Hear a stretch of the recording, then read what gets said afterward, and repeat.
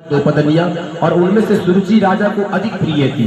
सुरुचि राजा को अधिक प्रिय थी और सुनीति जिसका पुत्र ध्रुव था उन्हें वैसे प्रीति नहीं थी। पहला औरत हो उनके जो रानी माता रानी सुरुचि तो उनके लिए बड़ी प्रिय।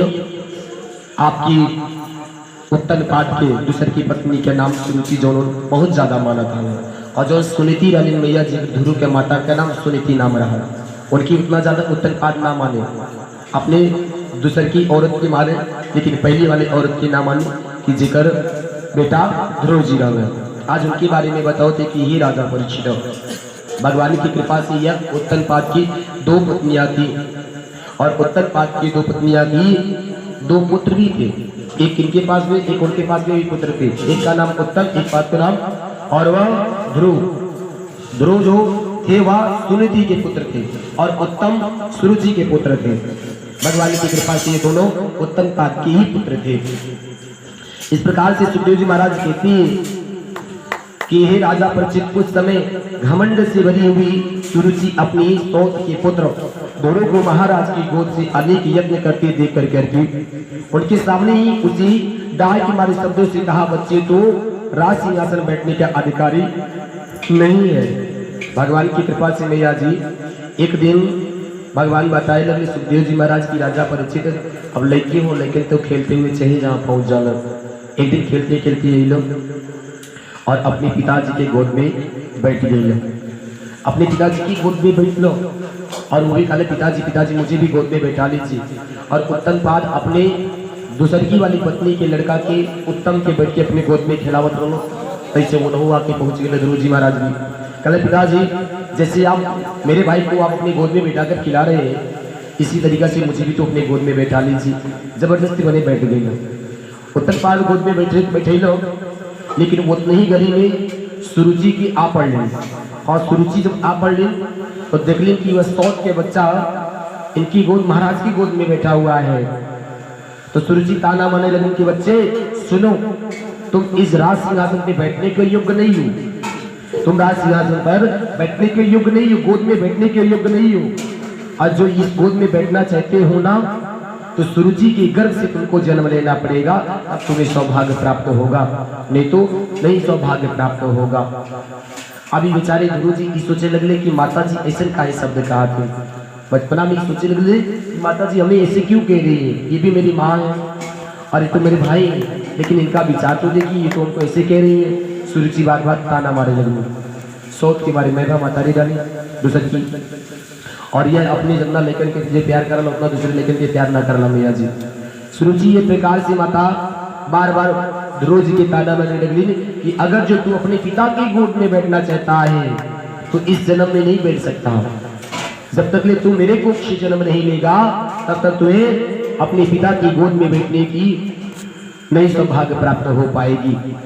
तू भी राजा की बेटा है, मैं नहीं कहती कि तू राजा के बेटा नहीं है, तू भी राजा का बेटा है। इससे क्या हुआ, तुझको मैंने तो अपनी कोक्षी नहीं धारण किया। इस रुचि जी कह लगली कालीन सुन, तू भी राजा का बेटा है, लेकिन इससे मुझे कोई फर्क नहीं पड़ता। मेरे कोख से तू जन्म नहीं लिया है, तू अपनी माँ के कोख से जन्म लिया है, सुनीति के कोख से जन्म लिया है, सुरुचि के कोख से जन्म नहीं लिया है। इसलिए मैं तो कहती हूँ तू अभी चला जा और इस गोद में बैठने की तू योग्य नहीं है।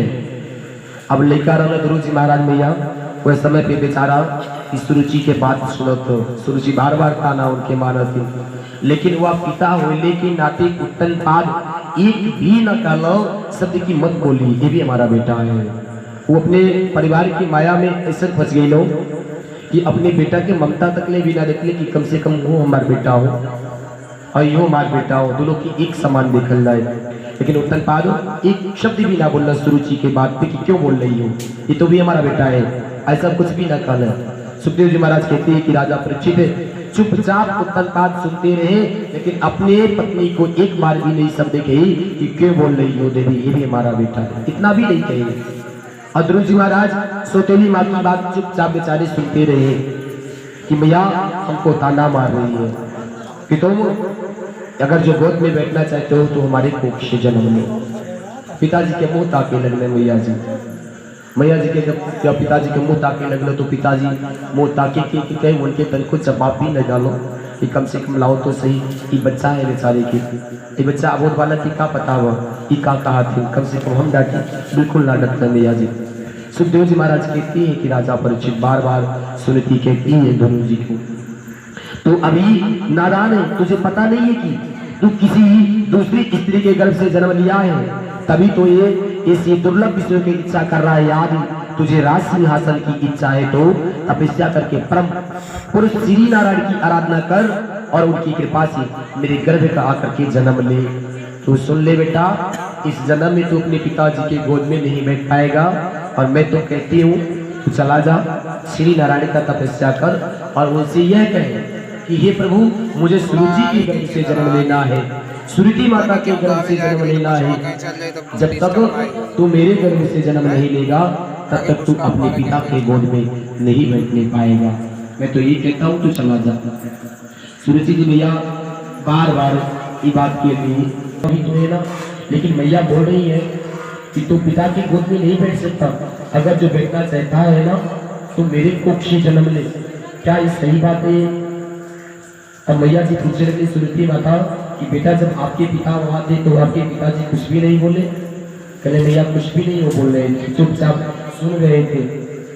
सुनीति माता समझाने लगी बेटा, संसार में जेकर केहू ना होला ना ओकर भगवान होला, हम सबके पिता भगवान हो, यही संतोष करा बेटा। सुनीति जी अपने छोटे से बच्चा के गुरु जी के समझाए लगे, काले बेटा संसार में जेकर केहू भी ना होला ना ओकर भगवान होगा, उन्हें तो आप पिता हो। भगवान की तरफ इतनी समझे मैया जी। आज गुरु जी कहते हैं कि जब हमारे पिता भगवान है, भगवान कहाँ मिलेंगे माँ? आप बताओ तो सही, मैं अपने पिताजी से मिलना जाऊंगा।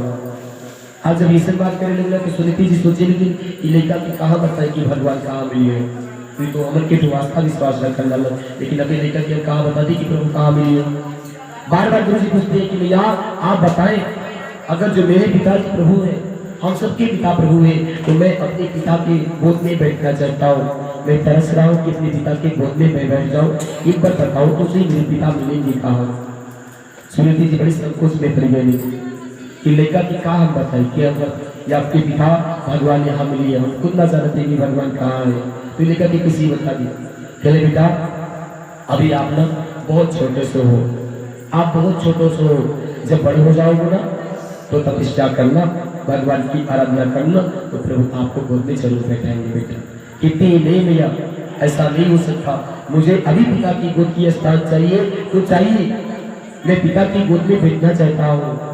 सुनीति भैया अनेकों प्रकार से समझावत की, लेकिन गुरु जी के धीरज टूटते जाता कि हमें पिताजी के गोद में ना बैठे के मिलन। एक भाई हमारे पिताजी की गोद में बैठ के खेला था और यहाँ हमें वह माता गोद से उतार डाले, कहा हमारे लाभ की पिताजी की गोद में बैठी। ये प्रकार से गुरु जी रो थे कि भैया क्या मेरा हक नहीं है कि क्या मैं अपने पिता की गोद में बैठ जाऊं? अब सुनीति जी तो अपने रोते काय से कुत्तन बाद सुनीति जी के घर से निकाल डाले रहा, गाय के मारे सुनीति गाय के मारे कुत्तन पात से कह के घर से बाहर निकलवा डाले भैया जी, ये इनके घर से बाहर निकाल दीजिए। भगवान की कृपा से आज सुनीति भैया अपने पुत्र के समझाने में निकाली, बेटा इसमें आपकी गलती नहीं है, पुत्र इसमें आपकी गलती नहीं है, ये तो तुम्हारी अभागिन माँ है ना, इस अभागिन माँ की गलती है कि जो अभागिन माँ के कोख से तुम जन्म लिए, मुझ जैसी अभागिन माँ की कोख से जन्म लिए, तुम्हें इसलिए गोद में बैठने की जगह नहीं मिल रहा है, गलती तुम्हारा नहीं बेटा, गलती मेरा है। गुरु जी कहते हैं कि भैया ऐसा आप ना कहें, आपकी कोख से मैं जन्म लिया हूँ तो आप अभागी नहीं है, मैं तो देख रहा हूँ गलती किसका है, बस इतना बता दीजिए कि प्रभु कहाँ मिलेंगे, मैं उन पिता से मिलना चाहता हूँ, उनकी गोद में बैठना चाहता हूँ। सुरुचि कहती है कि बेटा तेरी सौतेली माँ होने पर भी बात बिल्कुल ठीक कही है, अपने सौतेली माँ की बातों का बुरा मत माना। यतः याद राजकुमार उत्तम उसका राज सिंहासन पे बैठना चाहता है तो देश भाव छोड़कर करके उसी का पालन कर, बस श्री अय भगवान की चरण कमलों में आराधना करने लग जा। कालीन बेटा राज सिंहासन के तू कबू चिंता न करो, ये हमें राज सिंहासन मिले कि ना मिले। अगर जो तुम्हारी सौतेली माँ की काली कि उत्तम की और भाई उत्तम जो सौतेली माँ के लिखा हुआ और भाई हो, और तू भाई के हमेशा कुछ सेवा करो और ई कबूल न सोचो कि हमें राज सिंहासन का ही ना मिले। अगर कोई सौतेली माँ की इच्छा हो कि हमारे बेटा का सिंहासन पे बैठे तो बैठे नहीं हो। तो भगवान की सेवा करा बेटा, भगवान की आराधना लग जा करेगी तो भगवान की गोद में भी बैठी हो और पिता के स्थान पर की जरूरी हो। यह सुनीति माता मैया जी अपनी भगवान की कृपा से श्री इष्ट देवता आज श्री हरि के बारे में समझावती कि बेटा आप भगवान के चरणों में रजो में सेवा करने में तत्पर हो जाओ, तब करने लग जाओ। श्री ब्रह्मा जी का वह सर्वश्रेष्ठ पद प्राप्त हुआ कि जो मन प्राणों के जीतने वाले मुनियों के द्वारा बंदनी है, हे पुत्र, इसी प्रकार तेरे दादा संभाव मनु भी बड़े दक्षिणाओं के यज्ञों के द्वारा अज्ञान के भगवान को आराधना की थी, तभी उन्हें दूसरों के लिए अति दुर्लभ लौकिक और अलौकिक मोक्ष की सुख प्राप्त हुई। ये समझाई लगी सुनीति माता अपनी बेटा की कि बेटा तुहार दादा परदादा स्वभाव मनु जो डाले ना, हम की सुन ले रहे हमारी शादी न भइले के पहले जब हम बोली तो की सुन ली कि तुहार दादा परदादा भगवान की आराधना की, भगवान के दर्शन पा मिल रहे हो, अपने मुक्ति प्रदान के ले रहे हो। तो बेटा अगर जो तू भी आराधना करा भगवान की तो भगवान का दर्शन देवी अवश्य ही है। धीरज धरावती अपने बेटा की कि कोनो प्रकार से बेटा वो बात के भूल जाए, लेकिन ध्रुव जी के हृदय में बड़ी चोट लगल रहा कि माता ने अपने पिताजी की गोद से, हमारे पिताजी की गोद से उतार डाली। सुनीति जी कहती है कि बेटा तू भी उन भक्त वत्सल श्री भगवान की आश्रय ने की जन्म मृत्यु के चक्र छोड़ने की इच्छा करने वाले और मुमुक्ष लोग निरंतर उन्हीं के चरण कमलों में मार्ग की खोज करती है। तो स्वाधर्म पालन पवित्र अपने चित्र में श्री पुरुषोत्तम भगवान को बैठा ले तथा अन्य सबका चिंतन छोड़ करके केवल उन्हीं का भजन कर के प्रभु कि आप ही मेरे पिता है, ये पुत्र इस प्रकार से पिता मान उस भगवान को इष्ट देवता को भजन कर तो प्रभु एक दिन आपको जरूर मिलेंगे बेटा। भगवान का चिंतन करो, भगवान का भजन करो, अवश्य ही आपको पिता के रूप में मिलेंगे बेटा। ये मेरा आशीर्वाद आपसे है। भगवान की कृपा से भैया आज एक महकारी होने के नाते ध्रुव जी के बड़े भाव से समझावते कि बेटा हमारे जो चोट खा के बार बार रो रहा हुआ ये उसे कम से कम छुपा जाए। खाली बेटा तू सिर्फ भगवान की चिंता करा, क्यों की चिंता न करा बेटा। उन कमल तल लोचन श्री हरि को छोड़कर मुझे तो तेरे दुख दूर करने वाले और कोई नहीं दिखाई देता। देख जिन्हें प्रसन्न करने के लिए ब्रह्मा आदि अन्य देवता ढूंढते रहते हैं ना, श्री लक्ष्मी जी भी दीपक की बात आपने कमल लिए निरंतर उन्हीं श्री हरि की खोज किया करती है। इसलिए मैं कहती हूँ बेटा कि तू श्री हरि का पूजा कर। भगवान की कृपा से भैया जी माता सुनीति के वह वचन ध्रुव जी बड़े कंठक से सुने लगलो कि जब हमें तब कैले से तपस्या के लिए श्री भगवान मिल सकलो तो कल भैया जो आप कह रही है मैं साधना अवश्य करूंगा, मैं साधना अवश्य करूंगा। जैसे आप कहिए उसी रास्ते पे मैं चलूंगा माँ, आपका कहना मैं अवश्य मानूंगा। भगवान की कृपा से मैं अपने इष्ट देवता प्रभु का भजन कीर्तन ध्यान अवश्य करूंगा। भगवान की कृपा से श्री सुनीति जी माता कहते कि हे राजा परीक्षित, माता सुनीति ने जो वचन कहे वे अभिष्ट वस्तु की प्रतिमा मार्ग दिखाने वाली थे कि अतः उन्हें सुनकर के गुरु जी ने बुद्धि द्वारा अपने चित्त का समाधान किया। इसके बाद वे पिता के नगर से निकल पड़े और यह समाचार सुन करके और गुरु क्या कहना चाहता है इस बात को जान करके नारद जी वहां आए। भगवान की कृपा से मैया जी जब इस सुनीति अपने पुत्र के समझेली कालीन बेटा तू आराधना करेगा तो जी कहने मैया आपके आशीर्वाद से आराधना करे जाते तब करे जाते। भगवान की कृपा से मैया जी आज ध्रुव जी भगवान की खोज में निकलो कि भगवान प्रभु व नारायण मिलेंगे कहाँ, नारायण मिलेंगे कहाँ। हमको तो नारायण से भेंट करना है, उस परमात्मा से भेंट करना है कि जो मुझे पिता का स्थान देंगे, अपने गोद में बैठाएंगे। ध्रुव जी महाराज जब निकले लगलो मैया जी घर से बाहर जब निकल लो तो नारद भगवान हाँ मैया मध्यम हो गई और तेज करी अरे हमारे की छोटा सा उम्र जो बालक की खेलने खाने की उम्र है, जो खेलने कूदने की उम्र है, आज वो बच्चा परमात्मा को खोज रहा है कि भगवान कहाँ मिलेंगे, प्रभु हमारे कहाँ मिलेंगे। नारद भगवान की विचित्र लीला देख के रहना पहले यार नारे पहले भैया जी भगवान की कृपा से नारायण नारायण नारायण ध्रुव जी जंगल में, घनघोर जंगल में पड़े मैया जी। भगवान की ढूंढते कि भगवान मिले कहाँ, भगवान मिले कहाँ। और नारद भगवान की चीज के देखते देखते नारायण नारायण करते हुए ध्रुव जी के पास में आके पहुंचते मैया जी। श्री सुखदेव जी महाराज कहती है कि प्यारे परीक्षित है, वहां नारद भगवान आए, नारायण नारायण नारायण नारायण करते हुए श्री नारद भगवान वहां आकर के पहुंचे। कहा जहाँ ध्रुव जी जंगल में पर्वत में भगवान को ढूंढ रहे थे कि प्रभु हमारे कहाँ मिलेंगे। उन्होंने ध्रुव के मस्तक पर अपना पाप नाशक कर कमल फेरते हुए मनी मन विस्मित होकर के कहा कि ओ क्षत्रियो कैसे अद्भुत तेज है, वे थोड़ा सा भी मान भंग नहीं कर सकते। देखो अभी तो ये नन्हा सा बच्चा है, तो भी इसके हृदय में सौतेली मां के कटु वचन घर कह गए हैं। नारद भगवान जब हाथ पे रख लो, उसके मस्तक पे हाथ रख लो, काले बेटा आप कहाँ जा रहे हो, आप कहाँ जा रहे हो, कहाँ से आ रहे हो, आपके पिता और माता कहाँ है।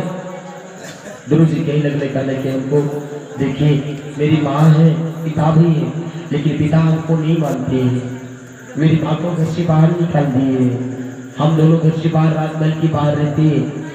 और आज जब मैं अपने पिताजी की गोद में बैठने गया ना, तो मेरी सौतेली माँ जो है वो पिता की गोद से उतार दी और कही कि जब तू अपने पिता की गोद में बैठना चाह रहा है तो जा भगवान से आराधना कर कि मैं सुरुचि के गर्भ से जन्म लूं, तब तो अपने पिता के गोद में बैठ जाएगा, नहीं तो नहीं बैठने पाएगा। इसीलिए सौतेली माँ ने कहा।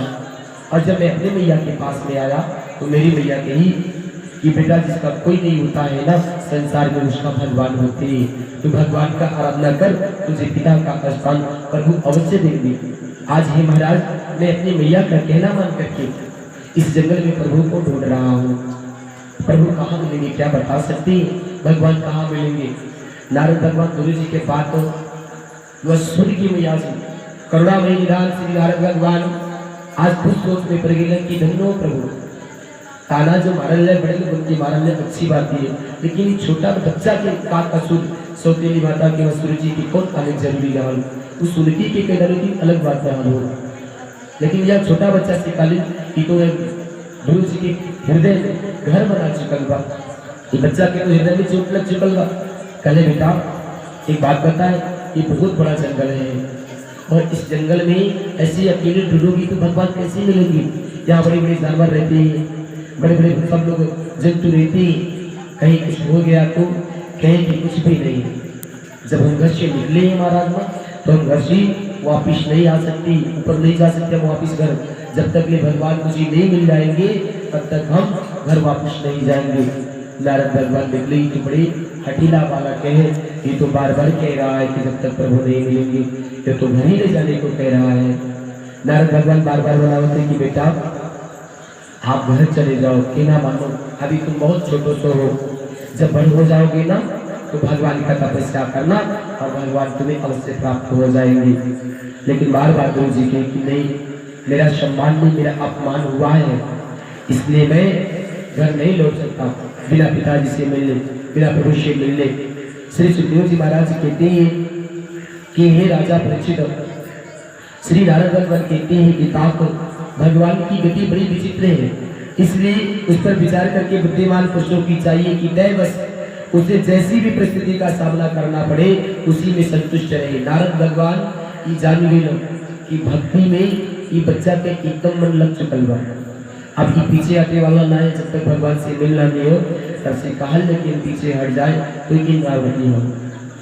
अब हमें तो पूर्ण विश्वास है कि लड़का नहीं हट सकता, ये तो भगवान को पाकर के ही रहेगा, लेकिन क्या करें अब इसको ये बार प्रयास जो करें, अगर जो चला जाए तो बहुत अच्छा होगा। बार बार भगवान की कृपा से भैया जी नारद जी समझावे कि बेटा तुम चले जाओ लेकिन ना जाए। नारद भगवान कहते हैं कि हे तात अब माता के उपदेश तो युग शर्मा द्वारा जिस भगवान की कृपा प्राप्त करने चला है, मेरे विचार से साधारण पुरुषों के लिए उन्हें प्रसन्न करना बहुत ही कठिन है। योगी लोग अनेकों जन्म तक आसन रह करके समाज के योग द्वारा बड़ी बड़ी कठोर साधना रख करते हैं, परंतु भगवान की मार्ग का पता नहीं पाती है। इसलिए तू यह पर्दे का हाथ छोड़ दे और घर लौटे जा। नारद भगवान बार बार समझाते कि बेटा जो हंकार मैया काली ने कि संसार में क्यों ना सबके भगवान की पिता हो, भगवान जी सबके मदद कर लो, तो बेटा एक कान मारो बड़े बड़े योगी लोग भी बड़ा तपस्या करते करते मर जाने वाले भगवान के आने पर दर्शन ना पावे लो। बेटा बड़े छोटे से हो, मैं बार बार कह रहा हूँ अपनी मैया का कहना उचित बात है, आपकी मैया अच्छा बात कही है, लेकिन मेरा कहना है कि अभी आप लौट जाओ, बहुत छोटे से हो, आप लौट जाओ बेटा। और बड़ा होने पर जब परमार्थ और साधन का समस्या आवे तब उसके लिए प्रति कर लेना और विधाता विधान के अनुसार सुख दुख जो कुछ भी प्राप्त हो उसी में चित्त संतुष्ट रखना चाहिए। यो रखने वाले पुरुष मोह से संसार की पार हो जाती है कि बेटा आपकी मैया ने ताना मारा है तो कोई बात नहीं, उनकी बात का ध्यान मत करो। जब समय आएगा ना तो एक दिन जब तुम बड़े हो जाओगे तो तुम्हारा दुख दूर हो जाएगा। लेकिन बेटा आप घर लौट जाओ। गुरु जी के बार बार नारद भगवान समझाते कि मनुष्यों को चाहिए बेटा, सुनो मैं समझा रहा हूँ बेटा, कि मनुष्यों को चाहिए कि अपनी अधिक गुणवान हो देख करके भी प्रसन्न हो, जो कम गुण वाला हो उस पर भी दया करे और जो अपने समान गुण वाला हो उसे भी करता भाव रखे। योग करने से उसे दुख कभी नहीं दबा सकते। कि बेटा आपके जीवन में सुख दुख तो पड़ा हुआ बेटा, हर मनुष्य के जीवन में सुख दुख वाला, लेकिन दुख से का घर से भागे की चाहिए, घर से बाहर निकले के चाहिए बेटा, ऐसे ना निकले के चाहिए। आप भी जो रास्ता पे चल गए बेटा ना, बड़े बड़े योगी लोग, बड़े बड़े तपस्वी लोग डगमगा जाने बेटा, अभी तो आप बहुत छोटे हैं।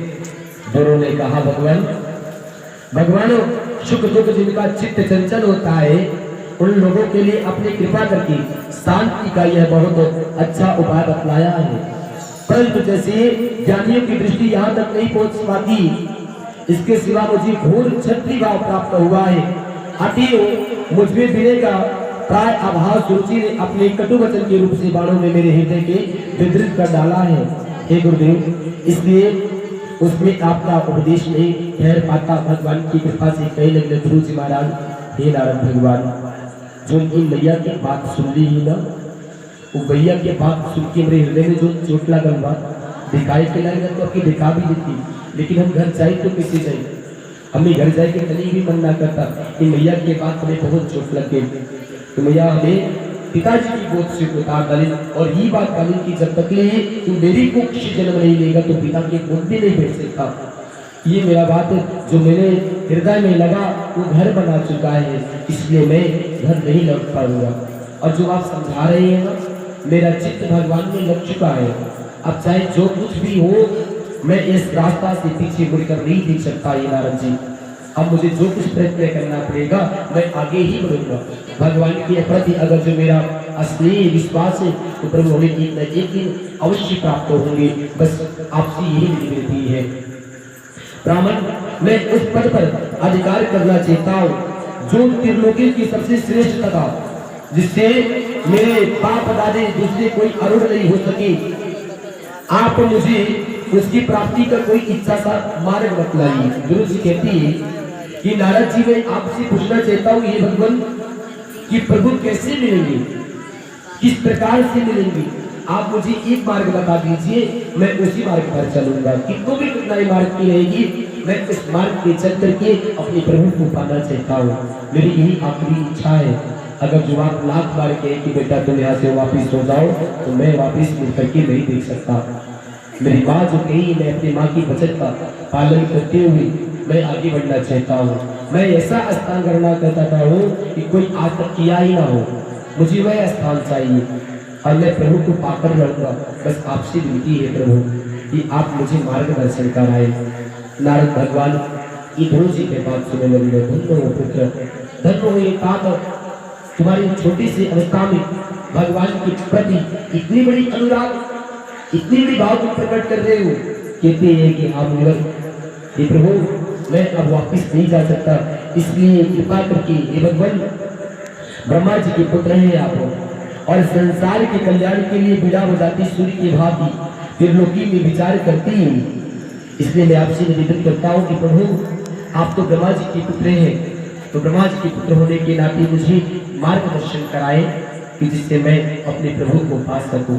गुरु जी भैया बारम्बार नारद भगवान से विनती करते, नारद जी उनकी बात सुन लो। गुरु जी के बात सुन करके भगवान नारद जी बड़े प्रसन्न हुए और उस पर कृपा करके इस प्रकार उपदेश देने लगे। श्री नारद जी ने कहा कि बेटा, तेरी माता सुनीति ने तुझे जो कुछ बताया है वही तेरे लिए परम कल्याण मार्ग है। नारद भगवान परीक्षा जब लाला तो ध्रुव जी से पास हो गई लोग अपनी परीक्षा में, तब नारद भगवान कहले बेटा जो तुम्हारी माँ ने कहा है ना वही असली मार्ग है कि तू भगवान का तप कर, और भगवान का जब तप करेगा, भगवान का भजन करेगा, भगवान का ध्यान करेगा तो भगवान अवश्य तुझे मिलेंगे बेटा। तेरी माँ ने जो कुछ भी कहा वह सब बातें सत्य है बेटा। इसलिए भगवान वासुदेव की वह उपाय है कि इसलिए तू चित्त लगा करके उन्हीं का भजन कर, जिससे पुरुष अपने के लिए धर्म अर्थ काम और मोक्ष की पुरुषार्थ अभिलाषा हो, और उसके लिए उनकी प्रतिमा उपाय एकमात्र श्री हरि के चरणों में सेवन ही है बेटा। भगवान की कृपा से अगर जो तू प्रभु का सेवन करना चाहता है, प्रभु का कीर्तन भजन करना चाहता है, तो केवल श्री हरि का तू दर्शन कर, भगवान की कृपा से उन्हीं का आराधना कर और वो जरूर मिलेंगे बेटा। ये मेरा आशीर्वाद है बेटा, तेरा कल्याण हो। नारद भगवान कहती कि हे ध्रुव बेटा तेरा कल्याण हो, तेरा कल्याण हो। अब तू श्री यमुना जी के तटवर्ती पे परम पवित्र मधुबन में जा, और वहाँ श्री हरि नित्य निवास है, और वहाँ श्री कालिंदी निर्मल जल से तीनों समय स्नान करके नित्य कर्म से निर्वृत्त होकर करके यथाविधि से आसन बिछा करके फिर इसमें बैठ जाना और वही भगवान का भजन करना। यमुना जी के किनारे मैया जी वृंदावन में गई हो मई, तो वहाँ निधि बनवा, निधि बन, और निधि बन के महिमा मैया वहाँ जितना गोपी लोग रहे वृक्ष बनल है। आज भी भगवान के लिए आज के काल कलयुग में भी वृंदावन में निधि बन के महिमा के बारे में जानल जाए, तो वहाँ मैया आज भी भगवान के लिए ठाकुर जी महाराज श्री कृष्ण भगवान के लिए बिस्तरा लगा, राधा रानी के लिए साड़ी रखा जाए, कलिया जी के लिए बिस्तरा लग जाए, उनके लिए कपड़ा रखा जाए, और तत्वा पान हाँ मन शुक्ल कैसे उकारी भरा तू भाई लगलो कहर कहानी चालू हो गई। कहता हाँ जब ज्योति का मुँह खोला तब भाई जाए लगी, और जब चुपचाप सुनबो तब भाई लगी कथा अधूरा छूट जाए भाई हमार, हम का बता दिखा तू सुता तू। सुखदेव जी महाराज कहती कि राजा परीक्षित नारद भगवान ने कहा कि बेटा ध्रुव तुम यमुना जी पे जाओ, और वहाँ एक मधुबन है, और उसी मधुबन पे बैठ करके यमुना जी में 3 बार स्नान करना, और स्नान करके उस मधुबन में आज भी प्रभु आते ही है, और वही पर तुम ध्यान लगाना, प्रभु का अवश्य प्रभु तुम्हें प्राप्त होंगे। और आजकल काल कलयुग में भी मैया वृंदावन में निधि बनवा, और वह निधि बन में आज भी भगवान के लिए बिस्तरा लगाना, दतुअन पान रखा जाला, राधा रानी के लिए सिंदूर विद्या श्रृंगार से आज भी रखा जाला, पान भी रखा जाला। जब पुजारी बाबा वहाँ के जोन बाटे वृंदावन में मैया निधि बन में आज के भी, आज के समय में कलकाल कलयुग में भी जब सायं काल होला तो पूजा करके सारा सब बिस्तरा लगा के ताला लगा के निकल डालना, और जब सवेरे देखिए ना मैया जी तो वह निधि बन के आज के भी महिमा संभा कि जैसे मालूम चला दतुअन कह के 2 डाल चीर के क्यों धैले हो, पान पूछ के क्यों धैले हो, सिंदूर क्यों लगेले हो, विद्या क्यों लगेले हो, आज भी हकीकत में देखे के मिला ला पाई वृंदावन में निधि बन, सारे वन में निधि बन, निधि बन के महिमा मैया वो हमें गोपियां सब वृक्ष बदल ला वही, और वहाँ के जो निधि बन के महिमा बमाई वहाँ के जो पौधा है निधि बन के सब गोपियां इसे पेड़ पौधा जो है सब झुकल है इसे जमीन की तरफ पूरा हरा भरा हमेशा सदों आ रहा है। वह निधि वन में एक ही मंदिर बा भगवान श्री कृष्ण जी के, निधि वन के महिमा अलग बा जहाँ भगवान रास रचा मैया जी भगवान अपने गोपियन के साथ में रास रचा भी भगवान की कृपा से हुआ। मधुबन के बारे में भगवान कहती है कि हे ध्रुव आज जाओ तुम यमुना जी के किनारे, और यमुना जी के किनारे वहाँ एक मधुबन है, उसी मधुबन में आज भी भगवान आती है। यमुना जी में स्नान करना और 3 बार स्नान करना बेटा, शाम सवेरा दोपहर 3 बार स्नान करना, और उसी मधुबन पे बैठ करके तुम भगवान का तपस्या करना, और भगवान तुम्हें अवश्य प्राप्त होंगे, कभी भी चिंता न करो। भगवान की कृपा से मैया जी ये नारद भगवान उपदेश करा बताएगी गुरु बेटा तुम वही जाओ। फिर रेचक पूरक और कुंभक 3 प्रकार की, और प्रणाम की धीरे धीरे प्रणाम मन इंद्रियां दोषों के दूर धैर्य के मन से परम गुरु श्री भगवान की इस प्रकार से ध्यान करना। अब भगवान की कृपा से मैया रेचक और पूरक और कुंभक ये 3 प्रकार की बताई है। जिससे पहले की करन लगा ना भैया तो सष्टांग अष्टांग दंडवत प्रणाम हृदय प्रणाम ये सब अलग अलग के प्रणाम होला। जैसे कबो कबो मैया ना प्रणाम जब करल जाला देवी देवता के मंदिर में जब जाए जाला तो सामने से प्रणाम के लिए हल जाला, एकदम मूर्ति जो रहे प्रतिमा जी कर रहे से प्रभु कह रहे कोनो देवी देवता कह रहे तो सामने से प्रणाम ना करे के चाहिए। कैसे देवी देवता अपनी क्रोधित चीज हो उनके नजर में कब गुस्सा आ लो कैसे भी चल रहा लो। तो जब बड़े बड़े संत लोग हैं तो त्रिकोण में दंडवत प्रणाम करो कि थोड़े से नजर से हट के किनारे कोण पे सुन के प्रणाम कर ले। कभी कभी मंदिर में गए लोग तो देखल गए लोग आप लोग ये मंदिर में जब हिले लोग तो सबसे सुन जाइए पृथ्वी पे वो दंडवत प्रणाम पृथ्वी पे जब प्रणाम करे लो वो दंडवत प्रणाम षष्टांग प्रणाम मैया जी षष्टांग प्रणाम एक पैर पे खड़ा होकर जो प्रणाम करे लो वो षष्टांग प्रणाम हो मैया जी। हृदय प्रणाम जो अपने हृदय से प्रणाम करे लाला वो हृदय प्रणाम हो माता जी समझ गए। तो प्रणाम की विधि अलग अलग हुआ और भगवान नारद जी वो बतावे थे मैया हे माई आप भुकनी मरचा ऊपर कौन डाल दे पर किन जाई सब कि सुता क्यों ताके कथा सुनाए जाएंगे। सबसे बड़ा चीज महत्व तोहरे लिए हमारी हमार याद प्रणाम हृदयोनयम प्रत्यान चयोन सद्दयो गुणरूपयानम प्रवाद मुखनम चये शाश्वतेवनम शोप्रेणम कपोलयनम चया सुंदरम श्री हरे ध्यानमम। भगवान नारद जी कहने लगे के बेटा कि आप उसी मधुबन पे रहना, तीनों बार स्नान करना और भगवान की कृपा से चिंतन करना। अपने कभी पीछे मत हटना, भक्ति में कोई कठिनाई भी आ जाए तो ही बात कभी पीछे तुम मत हटना। भगवान की नेत्र और मुख निरंतर प्रसन्न रहते हैं और उन्हें देखना ये सब मालूम होता है कि प्रसन्नता पूर्वक भक्तों को वर देने के लिए उद्यात है। उनकी नासिका और भव्य कपोल बड़े सुहावने हैं, वे देवताओं में परम सुंदर है। बेटा अभी तुम भगवान को देखे नहीं देखे हो लेकिन मैं अपने प्रभु का हमेशा दर्शन करता हूँ। प्रभु जैसे है ना बहुत सुंदर है प्रभु। आप प्रभु को जब एक बार देख जाओगे तो तुम भी जान लेना कि प्रभु कैसे है, तुमको भी पता हो जाएगा। मैं अपने प्रभु का प्रतिदिन हमेशा जब इच्छा करता है तो मैं अपने प्रभु का दर्शन करने चला जाता हूँ। इसलिए बेटा मैं कहता हूँ कि अपने हृदय से भगवान की प्रति जब साधना करोगे ना तो आपके नेत्र के सामने भगवान दिखाई पड़ेंगे। अपने भक्तों के लिए ललायत रहते हैं, श्री हरि ललायत रहते हैं दर्शन देने के लिए। बस बेटा मैं आपसे यही निवेदन कर रहा हूँ कि आप वही बैठ के तपस्या करना। भगवान की कृपा से मंत्र के बारे में बताइए।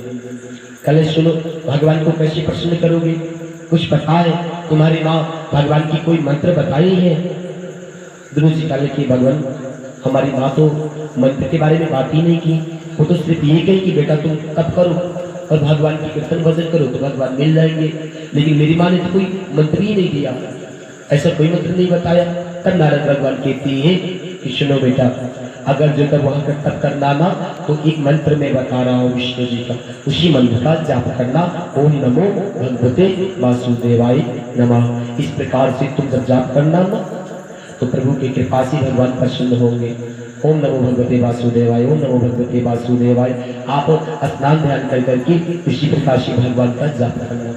नारद भगवान आज मैया जी गुरु जी की बड़ी कृपा करते कि गुरु जी की आज ज्ञान प्रकट करते कि बेटा इसी प्रकार से मंगलमय श्री भगवान का आराधना करना। इसी प्रकार निरंतर ध्यान करने से मन शीघ्र परमानंद में डूब करके तल्लीन हो जाता है और फिर वहां से लौटता नहीं। कहती है कि पुत्र जब सब दिन इस प्रकार से करोगे तो तुम्हारा मन भगवान के चित्त में लग जाएगा और वहां से फिर तुम अगर जो चाहो अपने चित्त के लौटाना तो तुम्हारा चित्त कभी नहीं लौट सकता। जब भगवान से जुड़ोगे भगवान की आराधना करोगे तुम्हारा कल्याण ही कल्याण होगा। हे पुत्र श्री नारद भगवान कहती कि बेटा राजकुमार इस ध्यान के साथ जिस पर गो मंत्र का जप करना चाहिए वह भी मैं बतलाता हूँ। सुनो इसका बात। राज और रथ तप करने के मनुष्य आकाश में विचार करने वाले सिद्धों का दर्शन कर सकता है। वह मंत्र है कि ओम नमो भगवते वासुदेवाय। किसी देश और किस काल में कौन से वस्तु उपयोगी है इसका विचार करके बुद्धिमान पुरुष इस मंत्र के द्वारा तरह तरह की सामग्री भगवान की द्रव्यमयी पूजा करना चाहिए।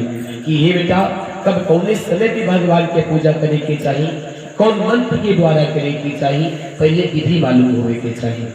कब कब ऐसा होला ना भैया जी, कितने लोगों के पूजा के विधि ना मालूम होला कि पूजा कैसे करने की चाहिए, कितने लोगों के पूजा के विधि पूर्ण रूप से मालूम होला और कितने लोगों के पूजा की विधि ना मालूम होला। आज मुझे नारद भगवान बताओ थे कि बेटा अभी तुम छोटो सो तुम्हें मालूम नहीं है कि पूजा कैसे करनी है, लेकिन मैं बता रहा हूँ बेटा कि जब तुम्हें विधि मालूम रहेगा कि किससे और कैसे भगवान को प्रसन्न करना है, तब जब विधि मालूम रहेगा तो उस प्रकार से तुम भगवान को अच्छा से प्रसन्न कर पाओगे। इसलिए मैं आपको विधि बता रहा हूँ। ध्रुव जी नारद भगवान के मैया जी बड़े बाकायदे से ध्यान पूर्वक ही उनके सारे वचन अपने हृदय में उतारे थे मैया जी। ध्रुव जी कहती है कि गुरुदेव आपने ज्ञान दे रहे और आपका ज्ञान हमारे जीवन में बहुत बड़ा लाभदायक होगा। आप बताइए, मैं आपकी सारी विधि को जानना चाहता हूँ। श्री सुखदेव जी महाराज कहती है कि राजा परीक्षित श्री नारद भगवान कहती है कि हे तात, इस प्रकार जब हृदय स्थित हरि का मन वाणी और शरीर को भक्ति पूर्वक पूजन किया जाता है, तब वे निश्चल भाव से भली बात भजन करने वाले अपने भक्तों को भाव को बढ़ा देते हैं और उन्हें उनकी इच्छा अनुसार धर्म, अर्थ, काम अथवा मोक्ष रूप का कल्याण प्रदान करते हैं। ये बेटा जब सच्चे हृदय से पूजा कर लाला ना, जब सच्चे हृदय से नाम के याद रख लाला पूजा कर लाला, तब भगवान भक्ति भी बढ़ावे और भक्ति में मन भी लगा ला। और जब सच्चे हृदय से पूजा ना कर लाला माई हमारा, अब यहाँ मन की पूजा कर लाता भगवान की और ध्यान कहीं और हुआ तो चित्त हमन के बटल हुआ मन ये बड़ा मन बड़ा चंचल बा मैया जी। और यह मन ना एक जगह पे स्थिर ना रहा माई हमारा, ये मन कहीं ना कहीं सोच में लगा देना, कहीं ना कहीं यह मन में मन की भटका आ जाला माता जी हमारा। हाँ, यदि उपासक इंद्रियों को संबंध में भोगे बहराग हो गया हो तो वह मोक्ष प्राप्ति के लिए अत्यंत भक्ति पूर्वक अभिचय भाव से भगवान का भजन करे। कि बेटा अगर जो मान लो कि मेरा मन इधर उधर भक्ति कर रहा है, एक पल के लिए सोच रहे हो कि मैं रोज पूजा कर रहा हूँ, आज मेरा मन कहीं इधर उधर भटक रहा है, तो बेटा ये बात याद रखना कि भगवान का भजन करना। जब भगवान का भजन करोगे ना, उससे भी तुम्हारा हृदय स्वच्छ हो जाएगा, मन तुम्हारा स्थिर हो जाएगा। इसलिए मन कहीं अगर जो दूसरी तरफ भटक रहा है तो तुरंत नारायण का भजन करना शुरू कर दो। कब कब मैया जी जब कहूँ मन यहाँ बार भटके तो अपने हृदय में भी भगवान के जौन नाम आवे, चाहे राम के नाम आवे, प्रभु के नाम आवे, कुछ भी कोनो नाम आवे नारायण के, तो वो नाम अपने अंदर ही भजन करें जपत करें, ताकि यू से हमारा मन यहाँ ना भटके पाओ। तो जब मन की भगवान के नाम जब तरह लाला मैया जी ना, तो मन नहीं भटके पावल। अपने जुबान से भगवान के नाम लेते जाए तो ये कम से कम रहा जब के नाम तो लेती, तो प्रभु के नाम तो लेती, तो इसे मन कभी ना भटका। नारद भगवान कहती है कि बेटा इस प्रकार से तुम अपने मन को स्थिर रखना, कभी मन चंचल हो जाए तो भगवान का भजन करना। ये मन बड़ा चंचल है कि ये मन बड़ा चंचल है, कैसे तेरा भजन करो, हुए मन बड़ा चंचल है, कैसे तेरा भजन करो, जितना इसे समझाओ, जितना इसे समझाओ, उतना ही मचल जाए श्यामा तेरे चरणों की, राधे तेरे चरणों की, गर धूल जो मिल जाए सच कहता हो श्यामा, तकदीर बदल जाए श्यामा तेरे चरणों की। भगवान की कृपा से बेटा यह मन कभी भी इधर उधर भटके तो भगवान का भजन अवश्य करना और अपने मन को स्थिर रखना। श्री नारद भगवान कहते हैं कि दो बेटा अपने मन को स्थिर रखना। श्री जी महाराज कहते हैं कि प्रसिद्ध इस प्रकार से नारद भगवान ने ध्रुव जी को ज्ञान दे रहे हैं। श्री नारद जी ने इस प्रकार उपदेश पाकर के राजकुमार ध्रुव परिक्रमा करके उनको प्रणाम किया। तदनंतर उन्होंने भगवान के चरण चिन्हों के अंकित परम पवित्र मधुबन की यात्रा की। नारद भगवान भैया आज ध्रुव जी को उपदेश बताए, ज्ञान उपदेश कराए। उसके बाद में ध्रुव जी जब ज्ञान प्राप्त कर लिए नारद भगवान के मुखारविंद से मैया जी, तो नारद भगवान के प्रदक्षिणा परिक्रमा के लो गोल गोल में कि हे गुरुदेव आपके बिना यह जीवन अधूरा है, आज आप ना होते तो मुझे ज्ञान कौन देता इस जंगल में, भगवान कहाँ मिलेंगे, कैसे मिलेंगे। आपने स्थान भी बता दिया, आपने मंत्र भी बता दिया। आज आपने मेरे जीवन में मेरे माता पिता से बढ़ के उस इष्ट देवता के समान बने कि जो आपने आज मुझे अच्छा मार्गदर्शन कराया। हे नारद जी, आपका बहुत बहुत साधुवाद, बहुत बहुत आभार।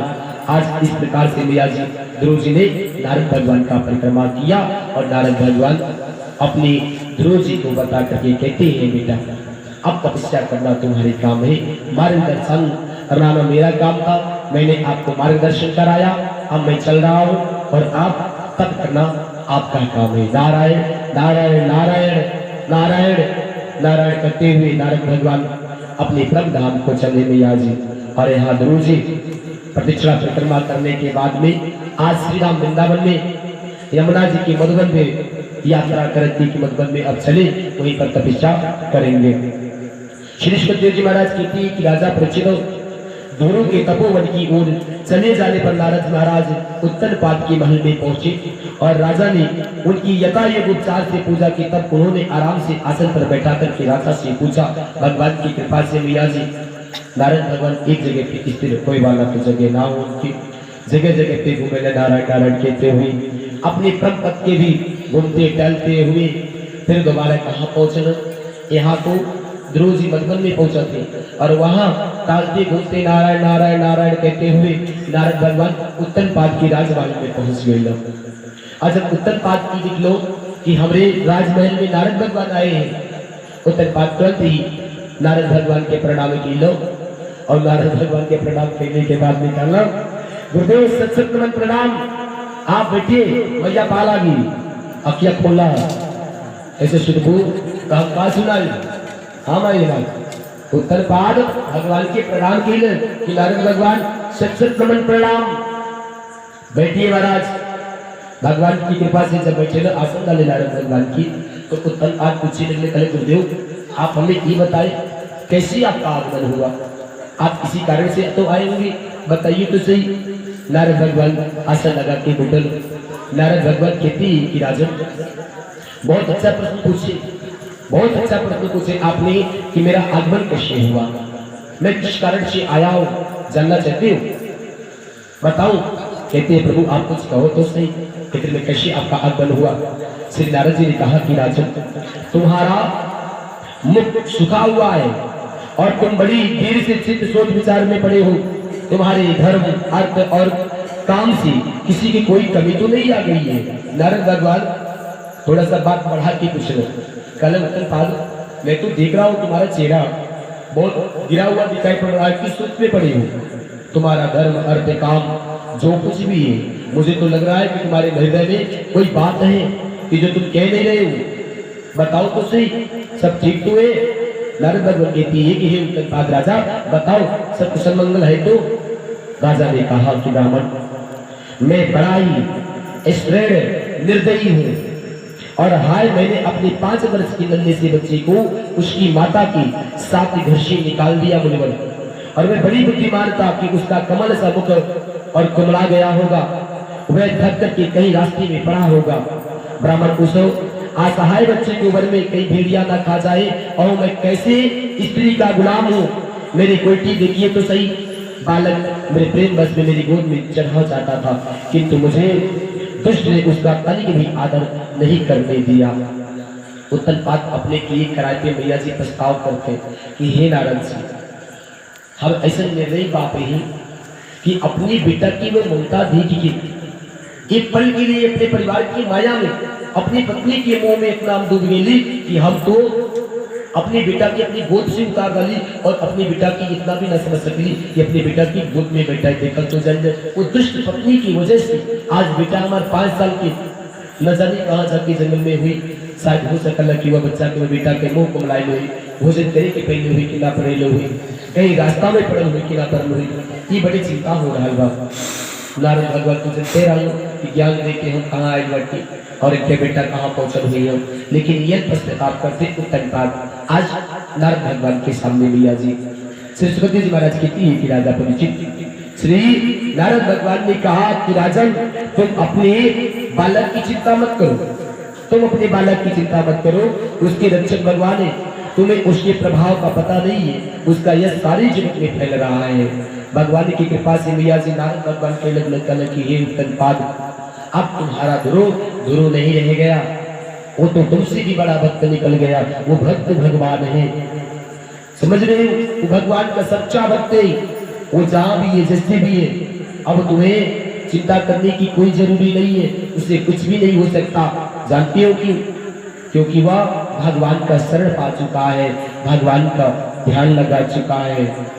आप कभी भी चिंता करने की जरूरी नहीं है। श्री सुखदेव जी महाराज कहती है राजा परीक्षित, इस प्रकार से नारद भगवान आज बड़े भाव से अवहाई लगा था।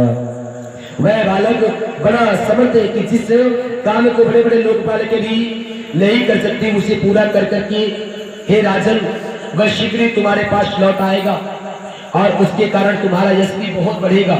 चिंता ना करो राजन। हे उत्तरपाद राजा, तुम अपने पत्नी के कहने के अनुसार से अपने पुत्र को त्यागे थे और अपने पुत्र और अपने पत्नी को घर से बाहर निकाले थे, लेकिन तरीक भी चिंता ना करो, तुम्हारा पुत्र ऐसा वैभव होगा, ऐसा वैभव होगा कि तुम्हारा ही नहीं तुम्हारे कुल का नाम रोशन करेगा, तुम्हारा नाम रोशन करेगा और बड़े जल्द तुम्हारे राजमहल में वह वापिस आ जाएगा लौट के। तनिक भी चिंता ना करो।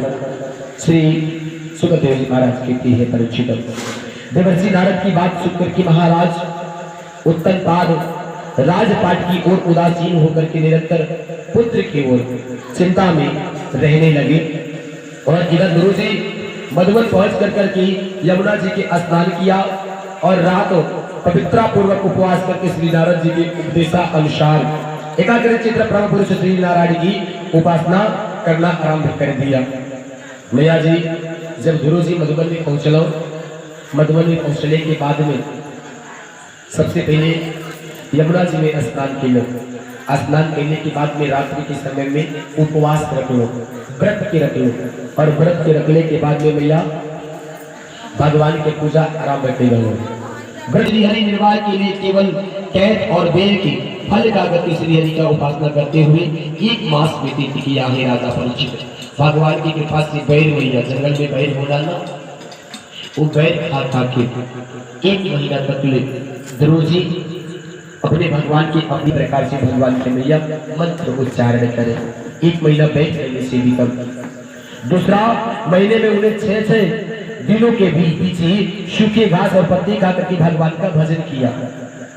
जब दूसरा महीना लगल मैया जी तो ध्रुव जी नियम बना डालो कि 1 महीना तो मैं बैठ खा करके तपस्या किया, लेकिन मैं अब हफ्ता में 1 बार खाऊंगा। तो 6 दिन जब बीत जाता हफ्ता में 1 दाई खा माई जी। और ये प्रकार से वह अपने जीवन के व्यतीत करो कि 1 बार खाए और भी घास भूसा जो साग पात हो वह खा के तपस्या करे लगलो भगवान की पावे के लिए। यह दूसरा महीना केवल चलेगा था।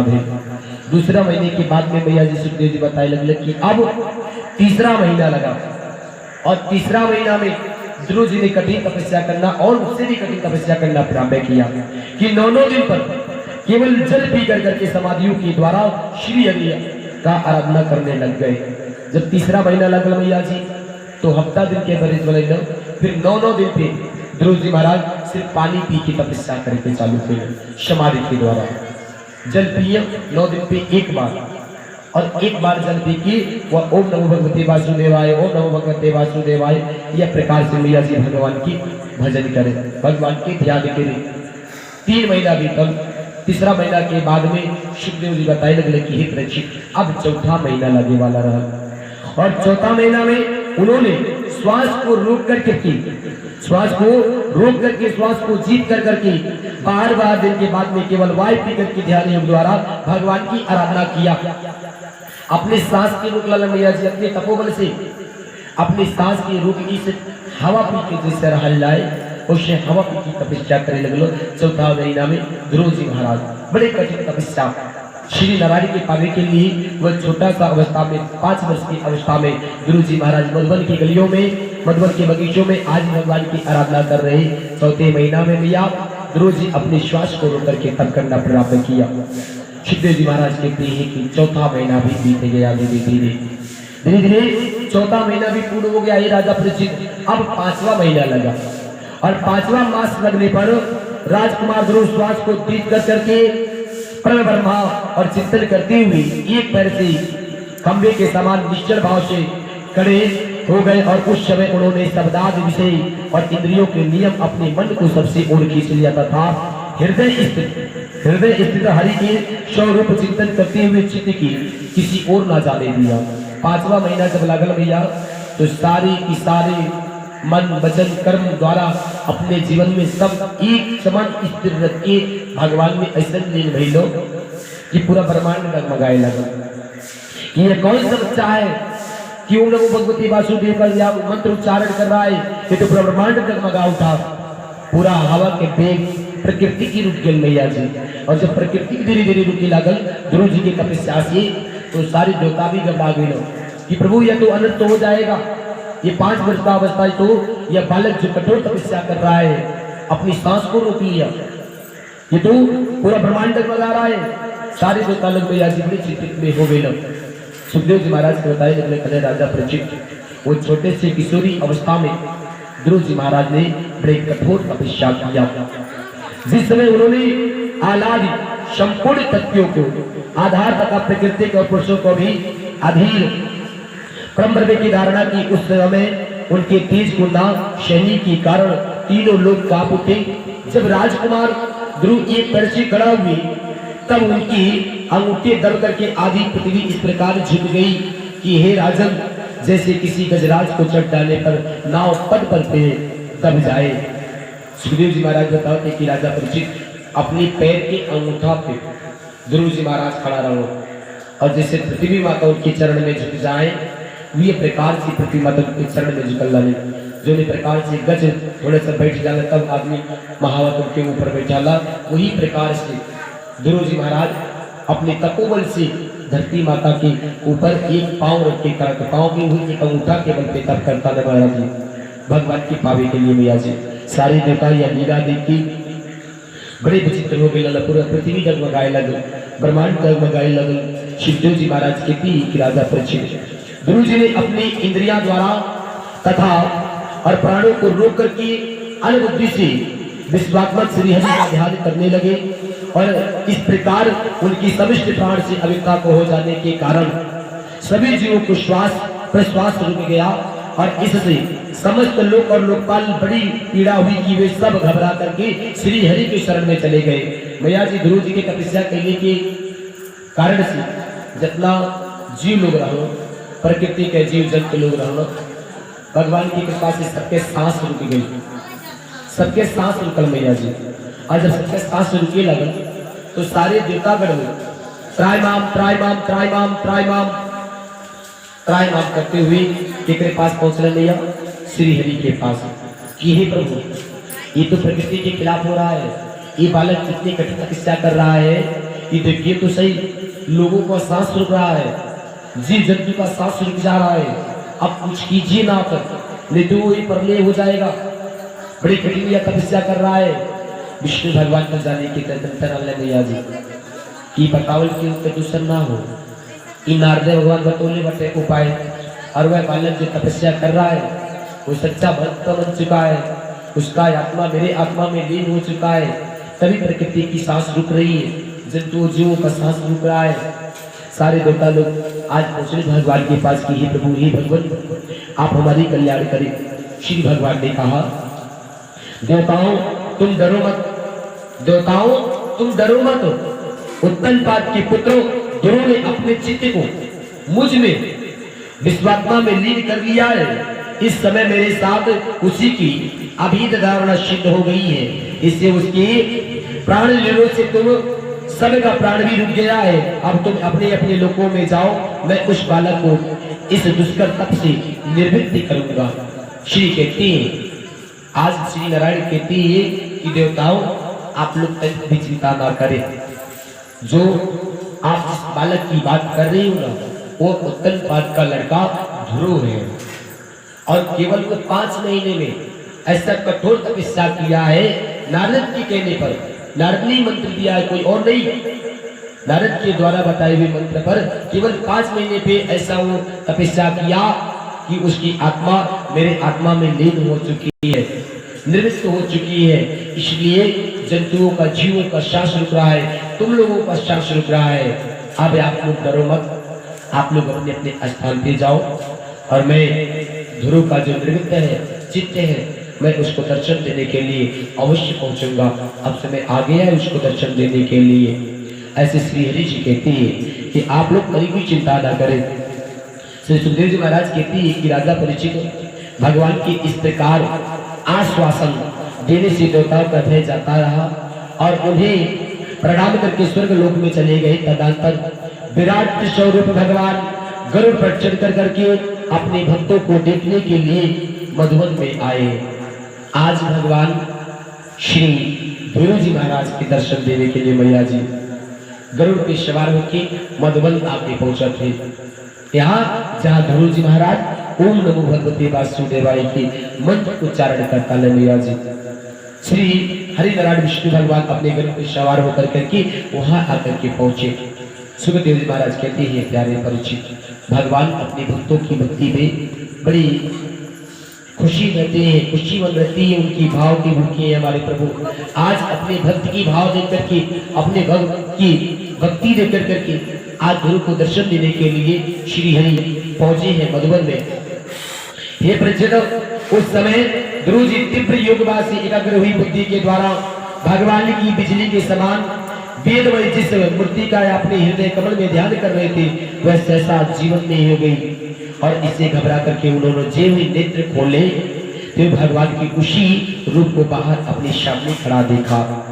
जब भगवान पहुंचे लो भैया जी ध्रुव जी के सामने कल पुत्र तुम अपनी आंखें खोलो। बेटा ध्रुव तुम अपनी आंखें खोलो, देखो तो सही कौन आया है। बेटा तुम्हारा मनोकामना पूर्ण हुआ, अब अपनी आंखें खोलो। ध्रुव जी महाराज आंख बंद के भगवान के लीन के लिए लो। उनकी इस अवतरण कहीं ऐसा ना हो ये जंगल में क्यों मर या चित्त की भटकावट ना हो कि उन्हें मन की ना भटकावट हो। ध्रुव जी ना खोल रहे थे लेकिन बारंबार भगवान की कृपा से मैया जी प्रभु कहते हैं कि ये बेटा ध्रुव अब अपने नैन को खोलो तो सही ताकत, देखो कौन आया है, मैं तुम्हें दर्शन देने के लिए आया हूँ, मैं विष्णु, अपने नेत्र खोलो बेटा।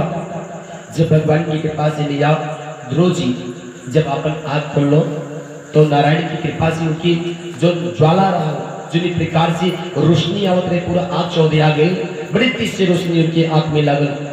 भगवान से प्रार्थना करने लगे कि हे हरि, हे प्रभु आप कौन है? मेरे आँख तो पूरे आपके तारों से आपकी जगमगाहट से मेरा कुछ दिखाई नहीं पड़ रहा है, कृपा करके आप अपनी असली चेहरा दिखाइए। तब नारायण मैया जी अपन असली रूप में आके कहले बेटा मैं। जब अपन असली चेहरा दिखले ध्रुव जी बड़े प्रसन्न हुए मैया जी। भगवान की आज सिर्फ केवल 5 महीना में ध्रुव जी तपोबल से भगवान की दर्शन करे मात्र मधुबन में पावत है मैया जी। सुखदेव जी महाराज कहते हैं प्यारे परीक्षित भक्त की भक्ति होनी चाहिए, भगवान के प्रति भाव होनी चाहिए। देखिए तो सही आज ध्रुव ने 5 महीने में इतने कठोर तपोबल से भगवान का दर्शन करने का सौभाग्य पाया। आज उस प्रभु ने भगवान साक्षात नारायण ने ध्रुव जी को दर्शन देने के लिए वहां पहुंचे। प्रभु का दर्शन पाकर के बालक ध्रुव का बहुत बड़ा कुतूहल हुआ और वे प्रेम से अधीन हो गए। उन्होंने पृथ्वी पर दंडवत समान लौट करके उन्हें प्रणाम किया। जब ध्रुव जी निकले कि प्रभु आए हमारे नारायण, जो हमारी मैया कहती थी कि जिसका कोई नहीं है जिसका परमात्मा है, आज वो प्रभु हमारे सामने आए। ध्रुव जी तुरंत लुट गए जमीन पे, सुट गए जमीन पे, प्रणाम के लिए साष्टांग प्रणाम कि प्रभु सत प्रणाम, हे नाथ शिष्य प्रणाम। आज ध्रुव जी महाराज प्रणाम कर रहे हैं कि हे गुरु ब्रह्मा, हे गुरु विष्णु, हे शंकर भगवान आपके चरणों में, हे गुरुदेव प्रणाम आपके चरणों में, हे प्रभु प्रणाम आपके चरणों में। भगवान की कृपा से मैया जी ध्रुव जी महाराज जमीन पे लुट के प्रणाम करते प्रभु के। श्री सुखदेव जी महाराज कहते हैं कि राजा परीक्षित फिर वे इसी प्रकार से प्रेम भरी दृष्टि से उनकी ओर देखने लगे। राजा परीक्षित भगवान ने उनके मस्तक को चुमा, अपनी गोद में बिठाया और कृपा पूर्वक अपने वेदमय संग को उनके गले से छुआ दिया। जब यह भगवान निकले मैया जी कि यह प्रकार से असली आए तो यह हरिनारायण अपने संख के निकलना और संख के निकाल के कायदे से गटाई में उनके छुआ दो ध्रुव जी के। और जब ध्रुव जी के गटाई में छुई लो तो उनके वेद जितना वेद अध्ययन होने के चाहिए सारा वेद अध्ययन हो गए।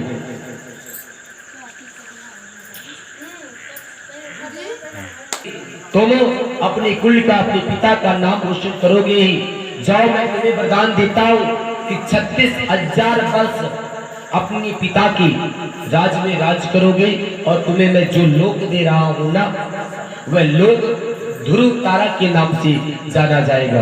आज तक किसी ने इतने बड़े स्थान नहीं पाया। उत्तर की दिशा में मैया तरई उगलाना, ध्रुव जी के उत्तर दिशा में एक ध्रुव तारा के नाम से उतरी बड़ा चटक होला, वह ध्रुव जी के दयाल स्थान पर उदाले रहा कि ध्रुव तुम और तुम्हारा स्थान वही होगा कि तुम ध्रुव तारा के नाम से जाना जाओगे। या श्री हरि नारायण विष्णु भगवान वरदान डाले ध्रुव जी के मैया जी कहना बेटा तुम्हारा जो भक्ति है निश्चल भक्ति प्रीति, इसलिए मैं तुम्हें आशीर्वाद देता हूँ वरदान देता हूँ बेटा कि अपने पिता की राज करोगे 36,000 वर्ष तक ले, और 36,000 वर्ष राज करने के बाद में तुम ध्रुव पद के लोक में जाओगे कि जो तुम्हें लोग ध्रुव लोक से जाने जाएंगे, ध्रुव तारा के नाम से विख्यात होगे। तो जो तारा ही निकल रहा ना मैं तारा ही अपना गोल नहीं तुम ऊंचा सजावा कैसे उतारी बनाई आन गावे आन भवानी गावे पचरा क्रंतिदान प्रबलेनया कंबलोनया चे प्रभसनेन बालकृपयोनैकापोलो चे सदो तदिप्रदानग्रीनया देवी प्रगदानं च निर्णये तयो भगितयो यस्मिनाय प्रपतो न धरच्च देवाय योगपरस्य देवा वामक्षरेणं स्वादमनमस्य देवाय नमः। ध्रुव जी की भविष्य देख करके भगवान आज अपनी कृपा बरसाए। हे राजा परीक्षित जी ने अभिजल फल प्राप्त करने वाले थे और इसी समय शंख का स्पर्श होते ने वेदमयी दिव्य वाणी प्राप्त हो गई। जीवन तथा ब्रह्मा की स्वरूप निश्चय हो गया। वे अत्यंत भक्ति भाव से धैर्य पूर्वक विख्यात कीर्तिमान श्री की स्तुति करने लगे। हे प्रभु आपकी जय हो, हे नाथ आपकी जय हो। जब शंख छुईले मैया जी श्री भगवान शिवादल उनके गले में शंख छुईले के बाद में आज ध्रुव जी महाराज हरि जी मोरे लागे लगनो मत तोड़ना, गोविंद मेरे लागे लगन मत तोड़ना, हरि जी मोरे लागे लगन मत तोड़ना। भगवान की कृपा से ध्रुव जी कहती है कि हे प्रभु जिस प्रकार के आपके चरणों में मेरी लगन लगी है इस लगन को कभी तोड़ना नहीं। आप आशीर्वाद दीजिए कि जीवन भर आपके चरणों में मेरा प्रेम प्रीति भक्ति भाव सदैव सिरबदा बना रहे। भगवान जी यह प्रकार से स्तुति ध्रुव जी महाराज करते हैं। श्री सुखदेव जी महाराज कहते हैं कि प्यारे परीक्षित ध्रुव जी ने कहा कि प्रभु आप सर्वशक्तिमान संपन्न हैं, मैं आपसे ही मेरे अंतः कारण में प्रवेश करके आपने तेज से मेरी इस सोई हुई वाणी को सजीव करते और हाथ में पैर कान त्वचा आदि अन्य इंद्रियों में प्राणों में ही चेतना देते मैं आप अंतर्यामी भगवान को प्रणाम करता हूँ। हे हरि आपकी जय हो, हे हरि आपकी जय हो। आज भगवान के बारंबार मैया जी ध्रुव जी महाराज प्रणाम खेलने के बाद में मैया जी आज भगवान कहते हैं कि बेटा अब तुम्हारा मनोरथ सफल हुआ, अब एक कार्य करो तुम अपने घर जाओ, तुम अपने घर जाओ और तुम्हारा यह सफल हुआ, जीवन सफल हुआ। भगवान से कहते हैं ध्रुव जी महाराज की ही प्रभु अनंत परमात्मक मुझे तो आप उन विशुद्ध हृदय महात्मा में भक्तों का संग दीजिए कि जिनको आपने वंचित भक्ति भाव में। ध्रुव जी महाराज एक चीज मंगले साथ साथ में मैया जी कले कले कि हे प्रभु हमें ऐसा सत्संग दिया जाए कि हमें अपने परिवार के सत्संग ना चाहिए, अपने राजमहल के सत्संग ना चाहिए, हमें जो बस साधु के सत्संग चाहिए, संतन के सत्संग चाहिए कि जहाँ संतों का समाज हो, जहाँ सत्संग चल रहा हो, मुझे वही स्थान दीजिए। मैं संतों